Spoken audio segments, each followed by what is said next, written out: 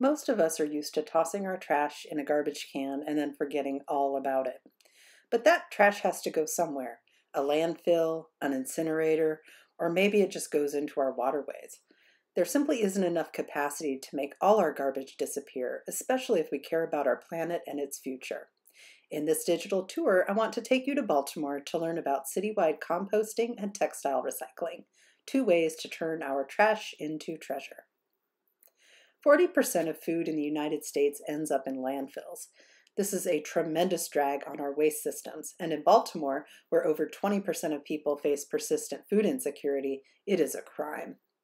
Nearly 50% of trash that makes it to the curbs and alleyways of our city is food or organic matter that could be rescued to feed people or make compost, a rich soil amendment that helps everything grow better and helps decrease dangerous runoff that poisons our watershed. And shifting to a system that rescues this organic matter creates jobs in a green economy that promises to make the world better for all of us. Baltimore's composting infrastructure is fairly new.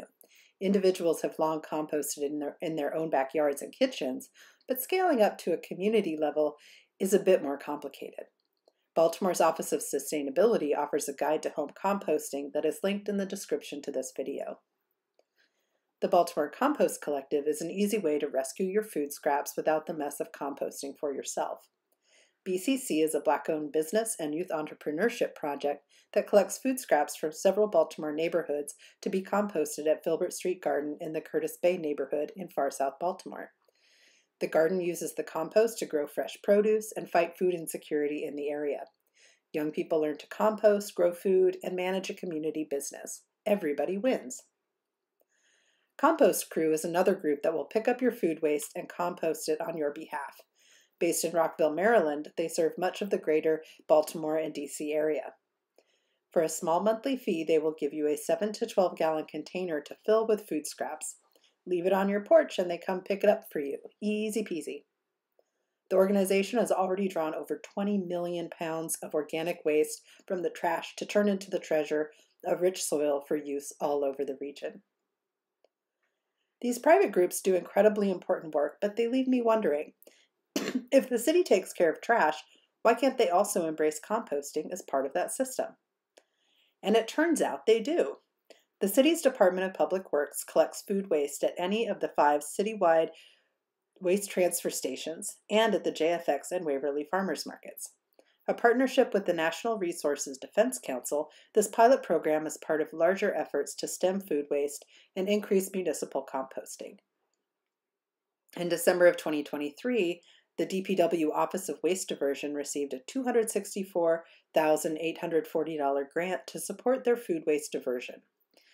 They are partnering with Johns Hopkins, Loyola University, and the University of Maryland, Baltimore to add collection sites at those institutions, promising to capture large streams of food waste. The grant will also support outreach and education programs, as well as provide supplies for My City and Be More Community Food to help with their food recovery and composting projects. The pilot project runs through June 2025, so find a place to drop your food waste and let's all work together to make this a success. Do you live on campus? You can compost too. UMBC has had a composting program since 2016, and they are able to process all kinds of food waste, including meat and dairy. Drop your compostable waste at True Grits, Einstein's, the UC, the cafe, and admin, and in bins at the community garden and outside other buildings on campus. The program has diverted nearly 400 tons of material that would have ended up in a landfill. Another big tenet of our landfills is textiles. The average U.S. consumer throws away over 100 pounds of clothing a year, a number on the rise thanks to fast fashion. That's 34 billion pounds a year, and 66% of it ends up in landfills. Around 15% is recycled, but half of that number is sent to recycling in the global south, where it just ends up in landfills, incinerators, and far too often waterways. The U.S. makes much of the world its trash dump, and it threatens the health of all of us. Many countries have banned used clothing imports for exactly these reasons. What can we do about textile waste here in Baltimore? The easiest way to reduce this waste is to purchase fewer clothes in the first place. When clothes reach the end of their life cycle with us, many of us take them to a thrift store, thinking that will give them another life. This is true of some of our clothing, but much of it is not in good condition or is sent by places like the Salvation Army, Goodwill, or Planet Aid, those yellow drop boxes in parking lots, out of the country, simply outsourcing the harm yet again. If clothes are simply not in condition to be reworn, what can we do? Baltimore now offers textile recycling. Partnering with an organization called HelpSee in agreement with the Northeast Maryland Waste Disposal Authority, the city offers big blue bins at its city drop-off centers for clothes, shoes, sheets, towels, and other textiles. HelpSee sorts the bin contents into reusable items to distribute to thrift stores. And the rest is recycled into things like insulation, industrial wiper rags, and more.